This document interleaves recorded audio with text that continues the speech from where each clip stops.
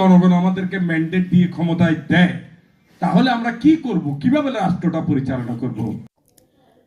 চট্টগ্রামে রাষ্ট্র কাঠামো মেরামত বিএনপির ঘোষিত ৩১ দফা শীর্ষক কর্মশালা ও প্রতিনিধি সভা নগরীর ২২ নং ওয়ার্ডের উদ্যোগে অনুষ্ঠিত হয়। আন্দোলনের শুধু একদিনে সৃষ্টি হয় নাই, ১৬-১৭ বছর বিএনপি সহ সমমনার সমস্ত রাজনৈতিক দল ধারাবাহিক আন্দোলন করে এই সরকারের সমস্ত অপকর্মকে জনগণের মুখে তুলে ধরেছে। সভায় প্রধান অতিথি হিসেবে উপস্থিত ছিলেন কেন্দ্রীয় বিএনপির সহ সাংগঠনিক সম্পাদক আবুল হাশেম বক্কর।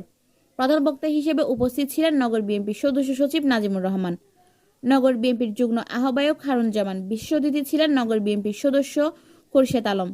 অনুষ্ঠানে সভাপতিত্ব করেন সাবেক ওয়ার্ড বিএনপির সভাপতি আলী আব্বাস খান। অনুষ্ঠান সঞ্চালনায় ছিলেন সাবেক সাধারণ সম্পাদক মোহাম্মদ আলমগীর সহ অঙ্গ সংগঠনের নেতাকর্মীরা। সেটার জন্য রাষ্ট্রের জন্য কিভাবে নিউজ চ্যানেল সিটি পরিচালিত হবে।